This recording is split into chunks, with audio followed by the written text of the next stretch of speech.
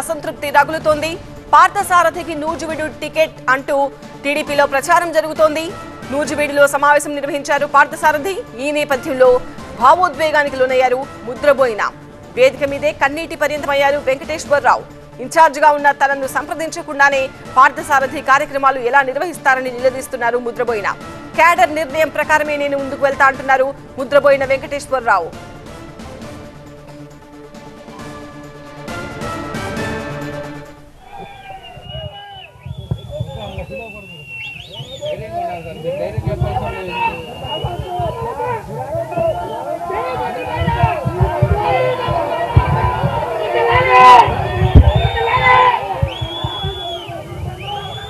వద్దలాలి ముద్రబోయిన వెంకటేశ్వర నాయకత్వం, వద్దలాలి ముద్రబోయిన వెంకటేశ్వర నాయకత్వం, వద్దలాలి ముద్రబోయిన వెంకటేశ్వర నాయకత్వం.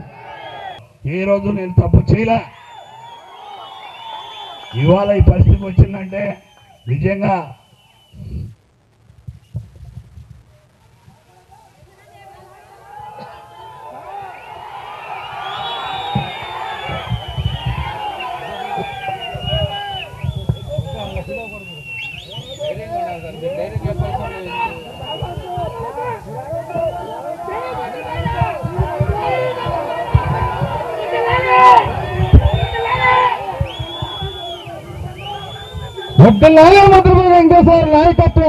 చెప్పారు. కానీ ఇప్పుడు సైలెంట్ అయిపోయారంటూ ఆయన ఆవేదన చెందారు.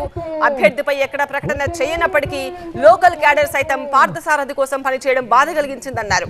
దీనిపై మా ప్రతినిధి రవి మరింత సమాచారం అందిస్తారు.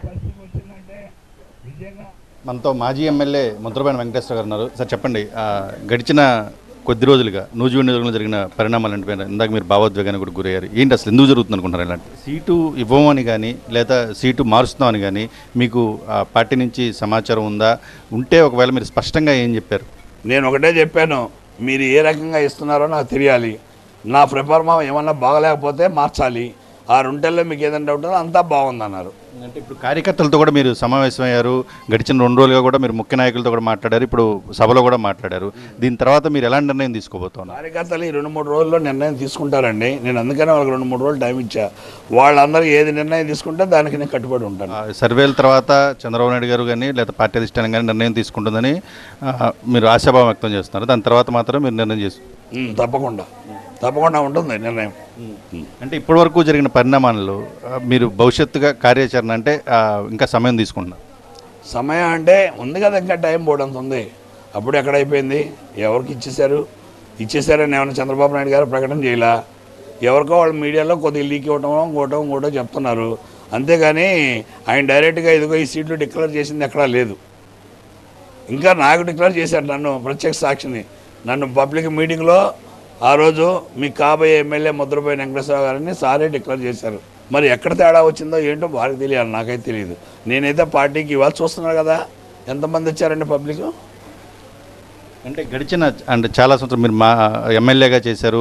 10 సంవత్సరాల నుంచి ఇక్కడ పార్టీ నిలబెట్టేందుకు పోరాటం చేసినట్టు పరిస్థితి కనిపిస్తుంది. ఈ మొత్తం వ్యవహారాన్ని ఎలా చూస్తున్నారు? రాజకీయంగా ఇప్పుడు మీరు ఒకవేళ పార్టీ కనుక కఠిన నిర్ణయం తీసుకొని మీకు వ్యతిరేకంగా కనుక ఒక నిర్ణయం తీసుకుంటే దానికి మీరు కానీ మీ అనుచరులు కానీ కట్టుబడి ఉంటారా? గ్యారంటీగా. మేము ఏదైతే ప్రజలు ఏదైతే ఇక్కడ కార్యకర్తలు నాయకులు కానివ్వండి అందరూ కూడా వాళ్ళు పూర్తిగా మరి ఏ నిర్ణయం తీసుకుంటే దానికి నేను కట్టుబడి ఉంటాను. మీకు వ్యతిరేకంగా కూడా ఉన్నా కూడా మీరు సంతోషంగా పార్టీ కోసం వర్క్ చేసి 2024లో ఇక్కడ నూజివీడు టికెట్ని గెలిపిస్తారు? 100%. వ్యతిరేకంగా వస్తే అది కార్యకర్తలు చెప్పాలి. వాళ్ళు చేస్తారో చేయరో నాకేం తెలుసు. అంటే ముద్రపోయిన ఏం చేస్తారండి? ముద్రపోయిన వాళ్ళు చెప్పిందే చేస్తాను, కార్యకర్తలు చెప్పిందే చేస్తాను. నా ఇప్పుడు వాటర్ లేని నేనేమి నాయకుడిని? వాళ్ళు ఉంటేనే కదా కార్యకర్తలు నాయకులు ఉండాలి కదా, అందరూ ఉండాలి కదా. మరి దాన్ని బట్టి ఉంటుంది, ఆ రోజు సిచ్యువేషన్ బట్టి ఉంటుంది. ఇది ఓవరాల్గా చూసుకుంటే ఖచ్చితంగా తనకు పార్టీ సానుకూలంగా స్పందిస్తుందని చెప్పేసి ముద్రబోయిన ఆశిస్తున్నారు. ఒకవేళ అలా కాని పక్షంలో కార్యకర్తల మనోభావాలకు అనుగుణంగా కూడా తను నడుచుకుంటానని మాజీ ఎమ్మెల్యే ముద్రబోయిన వెంకటేశ్వరరావు చెప్తున్న పరిస్థితి. దుర్గతో రవి, TV9 నూజివీడు నుంచి.